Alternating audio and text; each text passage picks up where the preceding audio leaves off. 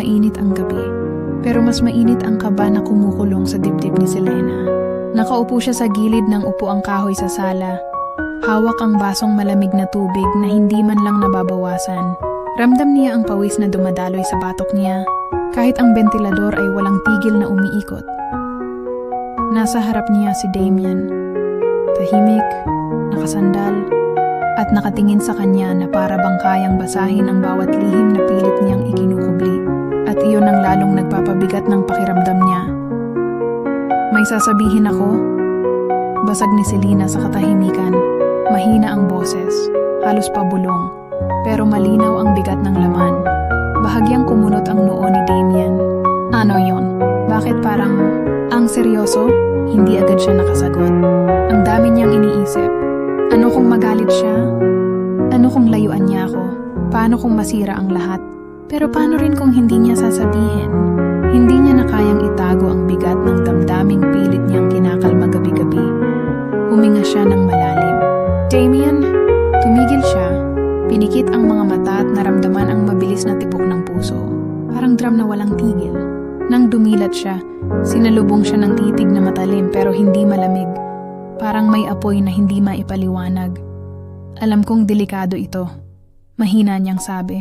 Alam kong mali, pero ayokong itago pa.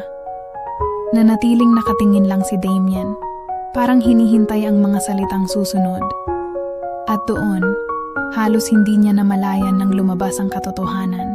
Mahal kita. Parang biglang tumahimik ang paligid. Kahit ang ugong ng bentilador ay nawala sa pandinig ni Selena, tanging kabog ng kanyang puso ang naririnig niya. Nanlaki ang mga mata ni Damien. Hindi siya agad nakapagsalita. Parang bigla siyang natigilan. At sa loob ng ilang segundo, katahimikan ang pumuno sa pagitan nila. Selena, sa wakas ay nagsalita siya, mahina pero mabigat. Bakit ngayon? Napayuko si Selena, pilit na pinipigilan ng luha. Dahil hindi ko na kaya, araw-araw nakikita kita. Araw-araw, pilit kong sinasabi sa sarili ko na wala, na mali, na dapat hindi. Pero tuwing naalala ko yung gabing iyon, mas lalo lang akong kinakain ng damdamin. Napahawak siya sa mesa, nanginginig ang mga daliri. Alam ko, Damien, asawa ako ni Edric. At ikaw ang huling dapat kong pag-isipan ng ganito, pero hindi ko na kayang magpanggap. Tahimik pa rin si Damien. Pero ang mga mata niya, puno ng emosyon, hindi malinaw kung galit, takot o lihim na saya. Lalong nagulo si Selena. Lumapit ng kaunti si Damien, hindi para hawakan siya, kundi para maglapit ang kanilang hininga. Alam mo bang delikado ang ginagawa mo? Mababa ang tinig niya, halos pabulong, na kapag nalaman ni Edric, hindi niya tinapos, pero pareho nilang alam ang ibig sabihin. Alam ko, mabilis na sagot ni Selena, pero Damien, hindi ko kayang itago na mahal kita. Hindi ko kayang ituring na wala ang lahat. Napatitig silang muli. Ang katahimikan ay halos mas malakas pa kaysa sa mga salitang kanina lang lumabas. Sa pagitan nila, may apoy na matagal nang tinatago at ngayong gabi nagsimula ng lumiyab at sa gabing iyon, alam ni Selena na ang lahat ay magbabago dahil ang pagtatapat ay hindi na maibabalik.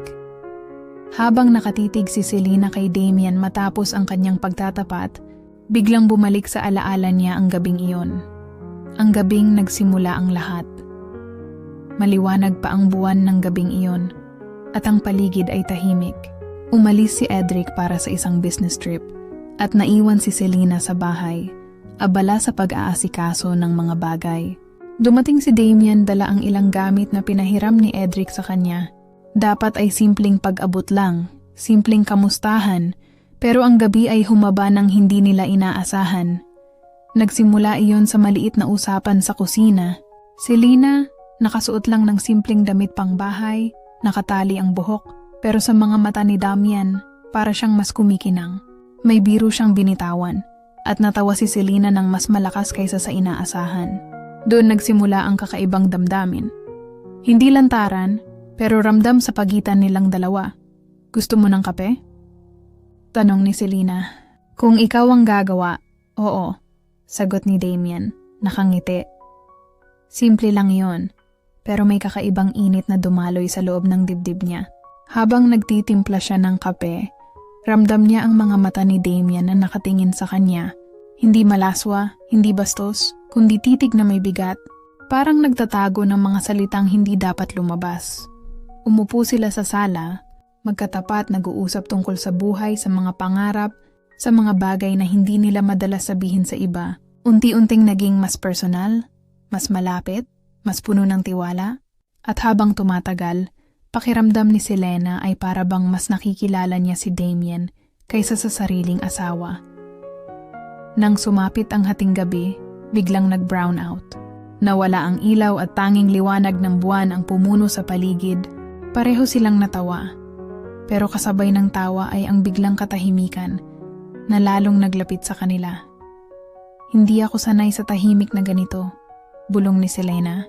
Bakit? Tanong ni Damien, halos kasabay ng paglapit niya. Kasi, masyado kang malapit, sagot niya. Pilit na nakangiti. At sa sandaling iyon, wala na ang distansya sa pagitan nila. Ang hininga ni Damien ay ramdam niya sa pisngi. Ang kamay nitong marahang lumapit, halos dumikit sa kanyang balikat, pero hindi itinuloy. Ang tensyon ay mas malakas kaysa sa kahit anong salita. Hindi sila naghalikan. Hindi sila nag-usap ng bawal. Pero ang pagkakaupo nila ng magkalapit, ang katahimikan na puno ng titig at paghinga, ay nagsilbing apoy na hindi na mapapatay. Nang magpasya si Damien na umalis na, hindi niya alam kung paano siya nakabangon mula sa upuan. Dahil pakiramdam niya, iiwan niya ang isang bahagi ng sarili niya kay Selena at si Selena, nang sumara ang pinto, ay huminga ng malalim at napahawak sa dibdib. Hindi siya makapaniwala sa init na iniwan ng gabing iyon. Para bang isang lihim na hindi dapat nangyari. Pero ayaw na niyang kalimutan. Mula ng gabing yon, hindi na naging pareho ang lahat. Kaya ngayong naglakas loob siyang ipagtapat, alam niyang iyon ang ugat ng lahat. Isang gabing walang halikan, walang lantaran, pero sapat para magtanim ng damdamin na hindi na mabubura. Nanatiling tahimik si Damien matapos marinig ang pagtatapat ni Selena. Ang kanyang mga mata, na dati ay puno ng init at ngiti, ngayon ay tila naglalaro sa pagitan ng gulat at hindi maipaliwanag na damdamin. Selena, mahina niyang bulong, parang sinusubukang bumuo ng tamang salita na hindi mahanap. Ang bigat ng katahimikan sa pagitan nila ay halos mas malakas kaysa sa boses ng damdamin nilang parehong kinikimkim. Ramdam ni Selena ang kaba, ang bawat tibok ng puso niya ay parang naglalaro sa kanyang tenga. Tumitig siya kay Damien, sinusubukang basahin ang hindi nasabi sa kanyang mga mata. At doon niya nakita, may kakaibang apoy. Hindi siya sigurado kung galit iyon o lihim na pagnanasa na matagal na ring itinago ni Damien. Hindi ko alam paano ko ito i-receive, sabi ni Damien, ngunit hindi iyon tunog ng pagtanggi. Halos parang pag-aalinlangan, na hindi niya alam. Damien, alam kong delikado. Patuloy ni Selena, nanginginig ang boses. Alam kong mali pero hindi ko na kaya. Hindi ko na kayang itago. Hindi ko na kayang pekein na wala. Tumango siya ngunit hindi umalis ang titig ni Damien. Halos nararamdaman niya ang init ng bawat hininga nito. Para bang bawat paghinga ni Damien ay nakalapat sa kanyang balat kahit hindi sila magkadikit. Selena, hindi ko rin kayang itago ang nararamdaman ko, sagot ni Damien. Halos bulong, at para bang bawat salita ay binibigyang timbang. Ngunit, Edric, tumigil siya, hindi natapos ang pangungusap, at sa mga sandaling iyon, naunawaan ni Selena ang ibig sabihin. Parehong delikado at mali ang kanilang damdamin, pero hindi nila kayang ipikit ang mata sa init ng emosyon. Huminga si Selena ng malalim. Alam ko, at alam kong pareho tayong nagtatago. Pero kung patuloy tayong magpapanggap, sisirain lang natin ang sarili natin. Tumayo si Damien at lumapit ng kaunti. Pilit kontrolado ang kilos. Selena, parang nasunog ako sa loob ng hindi ko pa alam kung anong ugnayan natin. Hindi ko alam kung dapat kitang lapitan o umiwas. Pero ngayon pagkatapos mong sabihin ang lahat, hindi ko na maikubli. Nakita ni Selena ang tensyon sa bawat galaw niya. Ang bahagyang paglapit ng balikat. Ang hindi mapigilang paghinga, ang halatang nahihirapan sa emosyon. Hindi lantaran, hindi rin malinaw, ngunit ramdam na ramdam niya ang apoy na matagal nang pinipigil. Nanatiling nakaharap sila sa isa't isa. Halos walang ibang tunog kundi ang tibok ng puso nila. Ang silid puno ng katahimikan ay naging saksi ng tensyon. Dalawang tao na parehong nahihirapan, parehong natutukso, parehong natatali sa konsensya. Selena. Muli niyang bulong, mas malapit na ang boses, mas malapit ang hininga. Kung susundin natin ang damdamin natin, hindi natin alam kung saan tayo mapupunta. Pero kung susundin natin ang tama, parang masyado tayong nagkakalayo sa isa't isa. Tumigil si Selena. Tumitig sa kanyang mga mata. At ramdam niya ang bawat tibok ng puso niya na sumasabay sa tibok ni Damien. Alam niya sa gabing iyon, nagsimula ang mas komplikado, mas mapanganib, ngunit mas nakakaakit na yugto ng kanilang relasyon. At sa unang pagkakataon, hindi niya ramdam ang takot, kundi isang kakaibang halo ng kaba at init. Isang damdamin na alam niyang hindi pa tapos, na patuloy na uusbong sa bawat titig, bawat hininga, bawat sandali sa pagitan nila. Mula sa araw na iyon, hindi na naging normal ang paligid. Halos bawat sulyap ni Selena kay Damien ay may kasamang kaba. Ang mga mata niyang tila hindi sinasadya. Ang mga ngiti na mas matagal ang titigil kaysa sa dapat. Kahit ang mga simpleng pag-uusap ay puno na ng hindi maipaliwanag na tensyon. Sa trabaho at sa bahay, palaging may pakiramdam siyang may mga mata sa likod niya. Hindi dahil may nagbabantay, kundi dahil sa sariling konsensya. Ang bawat galaw, bawat biro, bawat sandali na magkasama sila ni Damien ay nagiging mas masikip sa dibdib. Hindi niya maipaliwanag, pero alam niyang bawat titig, bawat paglapit, ay parang apoy na dahan-dahang lumalakas. Si Damien naman, hindi rin nakaligtas sa epekto. Minsan, habang magkasama sila sa kusina o sala, napapatingin siya kay Selena ng matagal, para bang gusto niyang hawakan, yakapin, at sabihing lahat ng nararamdaman niya. Pero hindi niya magawa. Ang mga sandaling iyon, mata sa mata, hininga sa hininga. Ang nagiging lihim nilang komunikasyon. Ngunit sa kabila ng kanilang katahimikan, may nakapansin. Si Clara, matalik na kaibigan ni Selena, ay unti-unting nagsimulang magduda. Napapansin niya ang kakaibang kilos ni Selena. Ang mga oras na tila nag-aalangan sa kanyang mga messages. Ang mga sandali na bigla siyang naiiba kapag nagkakaroon sila ni Damien ng hindi inaasahang pagkikita. Sel, may nangyayari ba sa'yo? Tanong ni Clara isang gabi habang magkasama sila sa maliit na coffee shop. Nakatingin siya sa mukha ni Selena, parang sinusubukan basahin ang kanyang kaluluwa. Wala naman, sagot ni Selena. Pinipilit ang ngiti, ngunit bahagyang nanginginig ang kamay sa hawak na tasa. Hindi napansin ni Selena ang titig ni Clara. Mata na puno ng pagka-curious, puno ng damdaming nais malaman ang katotohanan. Si Clara ay may pakiramdam na may bagay na binabalak si Selena, ngunit hindi niya alam kung ano. Sa loob ng bahay, habang mag-isa si Selena, paulit-ulit niyang naaalala ang mga sandali kasama si Damien. Ang mga lihim na sulyap, ang mga halong hininga at titig, ang init na hindi malinaw ngunit ramdam sa bawat paghinga, lahat ay bumabalik na parang apoy sa dibdib niya. Hindi niya maiwasang mapangiti at mapakiramdaman ang init ng katawan niya sa tuwing naaalala ang kanilang gabing iyon. Ang problema ay hindi lang sa sarili niya. Kapag nasa paligid niya si Damien, parang may alarmang tumutunog sa isip niya.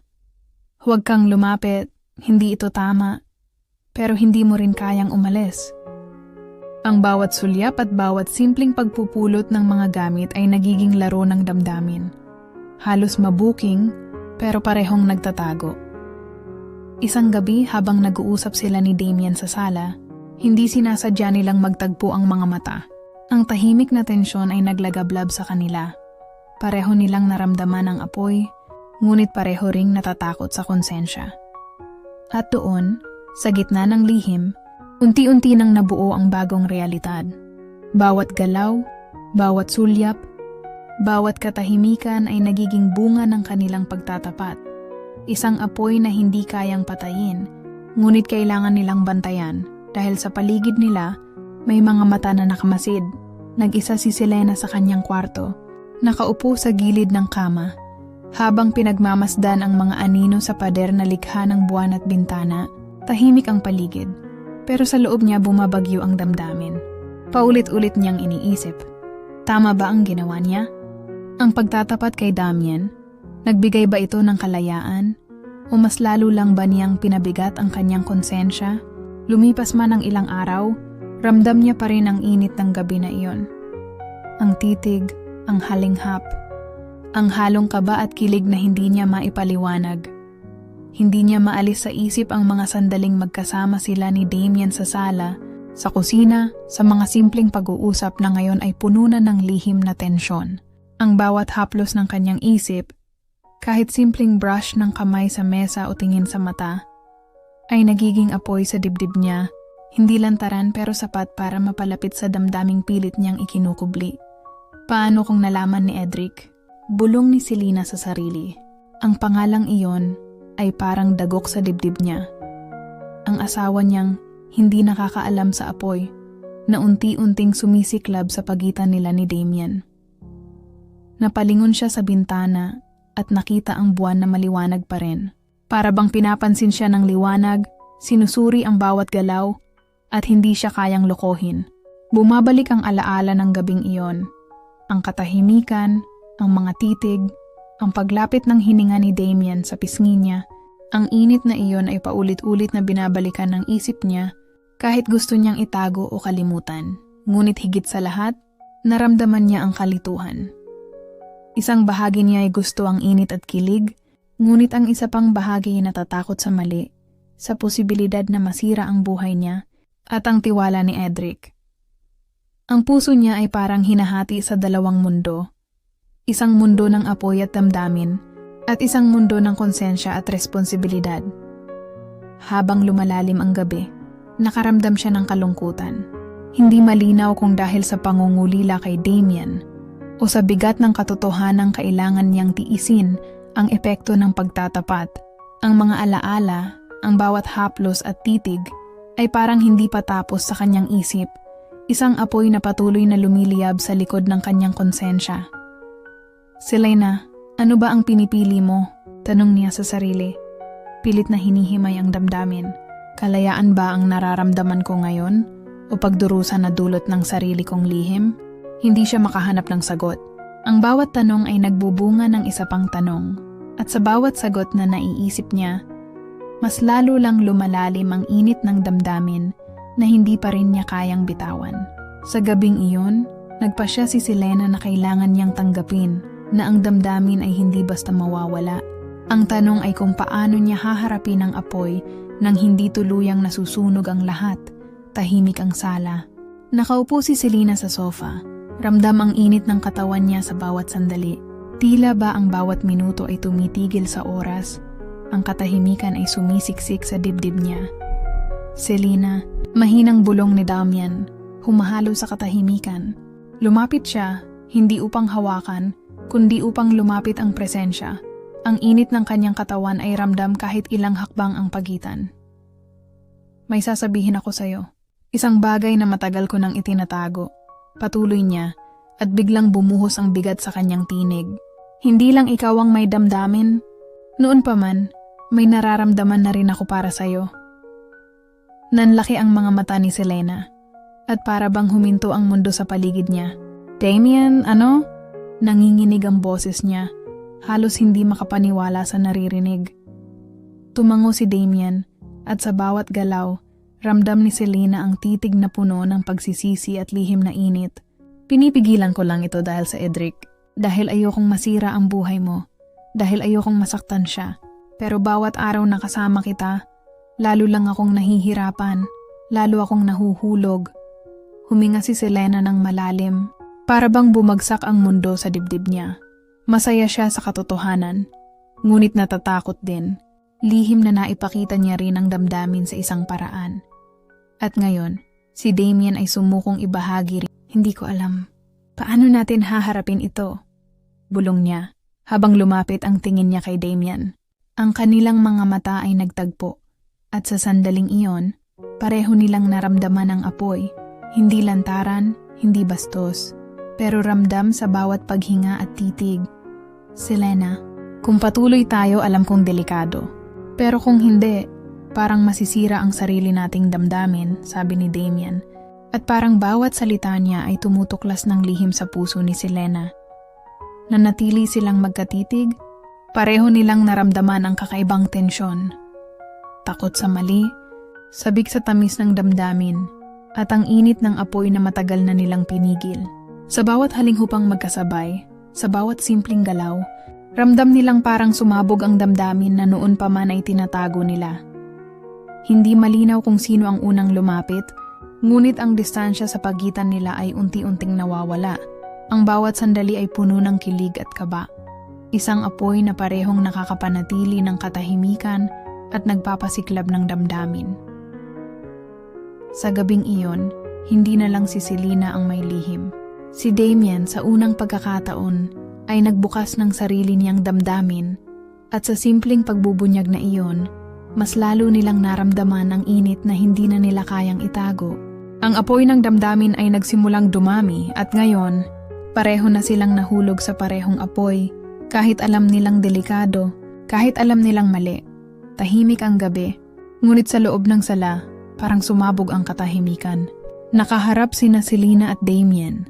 At sa bawat titig nila sa isa't isa, ramdam ang apoy na matagal nang pinigil. Ang mga mata ni Damien ay puno ng damdamin, galit, pangungulila, at lihim na saya. Ang mga mata ni Selena, sa kabilang banda, ay puno ng kaba, kilig, at pag-aalinlangan. Hindi ko alam kung kaya ko pa ito. Bulong ni Selena, nanginginig ang boses, pilit kinokontrol ang tibok ng puso niya. Alam ko, pero hindi ko rin kayang itago ang nararamdaman ko, sagot ni Damien. Humahakbang papalapit sa kanya. Ang kanilang hininga ay nagtatagpo.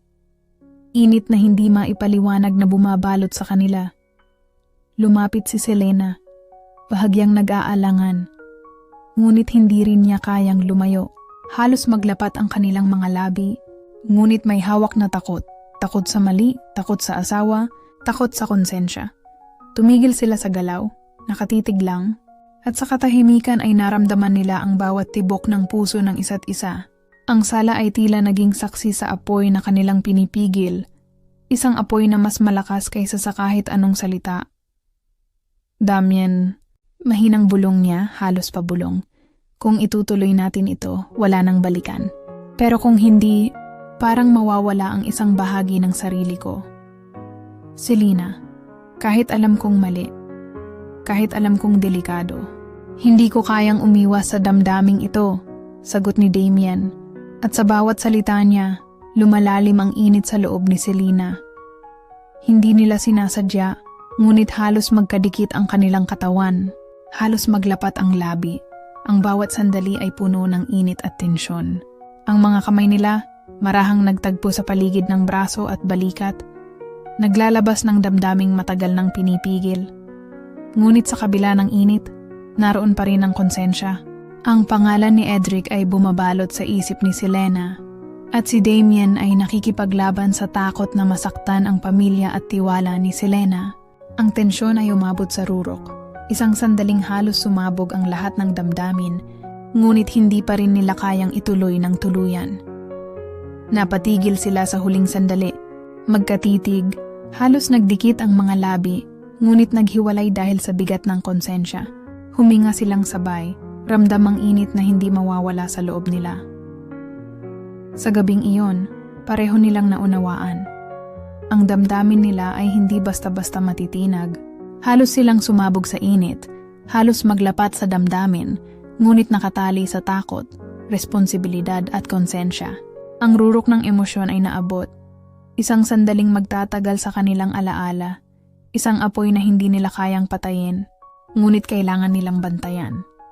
Habang lumilipad ang mga huling sandali ng gabi, pareho silang umupo sa sofa magkatabi ngunit may distansya. Ang bawat hininga ay puno ng damdamin. Ang katahimikan ay mas malakas pa kaysa sa mga salita. Sa sandaling iyon, alam nilang pareho nilang nasubok ang init, ang apoy, at ang lalim ng damdamin nilang ito. At hindi na ito magiging pareho kailanman. Tahimik ang gabi, At ang lamig ng hangin sa bintana ay halos hindi ramdam kay Selena. Ngunit sa loob niya, bumabalik ang init ng bawat sandali, kasama si Damien. Ang titig, ang hininga, ang haplos na hindi nila itinuloy. Ramdam niya ang bigat ng desisyon na kailangan niyang gawin. Selena, mahinang bulong ni Damien nakatayo malapit sa sofa. Alam mo, alam nating pareho, hindi na ito pwedeng basta-basta. Kailangan nating pumili. Huminga si Selena ng malalim at ramdam niya ang bawat tibok ng puso na parang sinisigaw ang damdamin niya. Alam ko, sagot niya, nanginginig ang boses. At kahit sakit, kahit hirap, kailangan natin. Lumapit siya kay Damien at pinisil ang kanyang kamay. Para bang huling pagkakataon na nila magtatagpo ng ganitong init. Ngunit parehong ramdam nilang kailangan ng distansya. Ang apoy ng damdamin na matagal nilang pinipigil ay kailangan nilang kontrolin bago tuluyang masunog ang lahat. Hindi ko kailanman makakalimutan ang mga sandali natin. Patuloy niya, pilit pinapawi ang luha. Hindi ko rin malilimutan ang init na naramdaman ko sa'yo. Pero kailangan nating magpaalam. Hindi para sa sarili lang natin, kundi para sa iba. Tumango si Damien, halos hindi makapagsalita. Ang kanyang mga mata ay puno ng lungkot, galit sa sarili, at lihim na kilig na alam niyang hindi pwedeng ipakita. Selena, kahit alam kong tama ang sinasabi mo, masakit, bulong niya. Pero kailangan nating gawin ito bago masira ang lahat ng tuluyan. Nagtagpo ang kanilang mga mata ng matagal at sa katahimikan, ramdam nila ang bawat halinghupang nagbabalik ng alaala ng mga nakaraang gabi. Ang gabing puno ng titig, haplos, at lihim na apoy. Ngunit ngayon, may distansya, may desisyon, at may malinaw na hangganan. Humiga si Selena sa sofa at bahagyang yumakap sa sarili. Ang damdamin niya ay naguguluhan, masakit, ngunit may kalinawan. Ang apoy ay hindi tuluyang nawala, ngunit natutunan niyang kontrolin. Natutunan niyang tanggapin na minsan, kailangan mong bitawan ang isang damdamin para sa mas malaking kabutihan. Si Damien, nakatayo sa gilid, huminga ng malalim, pinipilit hawakan ang sarili sa kilos ng konsensya. Alam niyang pareho silang nasasaktan, ngunit alam din niyang pareho nilang ginagawa ang tama. Hanggang dito na lang, bulong ni Selena, hindi dahil hindi ko gusto, kundi dahil kailangan. Nanatili silang magkatitig, magkasabay sa katahimikan, alam na ang bawat galaw, bawat halinghupang ramdam sa nakaraang gabi, ay magiging alaala, isang apoy na hindi mawawala sa puso, ngunit kailangan nilang iwan. At sa unang pagkakataon sa loob ng mahabang panahon, nakaramdam si Selena ng kalinawan. Ang desisyon ay masakit, pero alam niyang tama. Ang apoy ng damdamin ay nagbunga ng alaala, at ang alaala ay magpapaalala sa kanya ng init, ngunit hindi na pwede pang sumiklab muli. Tahimik ang sala. Ang lamig ng hangin mula sa bintana ay tila pumapawi sa init na matagal nang sumiklab sa puso ni Selena. Nakaupo siya sa sofa, nakayakap sa sarili, at pilit binabalikan ang bawat alaala, ang bawat titig, bawat halinghupang magkasabay, bawat haplos na hindi nila itinuloy ngunit ramdam sa puso't kaluluwa. Lumapit si Damien ng huling beses, hindi upang hawakan siya kundi upang magpaalam ng tahimik. Selena, hindi ko makakalimutan ang lahat. Mahina niyang bulong. Ang boses niya ay puno ng lungkot, pagnanasa at pangungulila, ngunit may paggalang at konsensya. Alam ko, Damien, sagot ni Selena, pilit pinipigil ang luha. Hindi dahil ayoko, kundi dahil kailangan nating itama ang mali. Kailangan nating bumalik sa buhay natin, kahit masakit. Nagtagpo ang kanilang mga mata ng matagal, at ramdam nila pareho ang sugat na iniwan ng bawat sandali ng init at lihim na damdamin. Ang kanilang mga puso ay naglalaban sa pagitan ng pagnanasa at konsensya, ngunit alam nilang hindi pwedeng ipagpatuloy ang apoy na iyon. Sa pag-alis ni Damien, naiwan si Selena sa katahimikan. Ang sala ay tila naging saksi sa kanilang lihim, sa bawat halinghupang hindi nila ginawa, sa bawat titig na puno ng damdamin at pag-aalinlangan. Huminga siya ng malalim at naramdaman ang hapdi sa dibdib. Isang sugat na matagal bago mawala, ngunit puno ng alaala. Habang lumilipas ang gabi, naiintindihan ni Selena ang aral ng lahat ng nangyari. May mga damdaming hindi basta-basta mawawala. May apoy na hindi matitinag, ngunit may hangganan ang tama at mali. Ang init ng damdamin ay nag-iwan ng tatak, ngunit ang konsensya ay nagbigay ng kalinawan. Sa wakas, nagpasya siyang yakapin ang alaala, tanggapin ang sugat, at ipagpatuloy ang buhay ng may mas malinaw na direksyon. Ang init at tamis ng nakaraang gabi ay mananatiling bahagi ng kanya, ngunit hindi na makakaapekto sa tamang landas na dapat niyang tahakin, at sa puso niya, nanatiling isang tanong na hindi madaling masagot. Kapag ang pagmamahal ay parehong tama at mali, alin ang pipiliin? Ang apoy ng damdamin o ang kapayapaan ng konsensya? Walang malinaw na sagot. Ang tanging sigurado ay ang alaala ng init, ang tamis ng bawat sandali, at ang sugat na magpapaalala sa kanya ng damdamin na minsang sumiklab, ngunit natutunang pakawalan. Sa huling sandali ng gabi, nakatingin siya sa buwan, huminga ng malalim, at ngumiti ng bahagya, isang ngiti na puno ng pait, tamis, at pagkilala sa tunay na halaga ng konsensya at damdamin. Ang kwento nila Selena at Damien ay nagwakas, ngunit ang alaala nito ay mananatili. Isang apoy na hindi na nila itutuloy, ngunit hindi na rin nila malilimutan.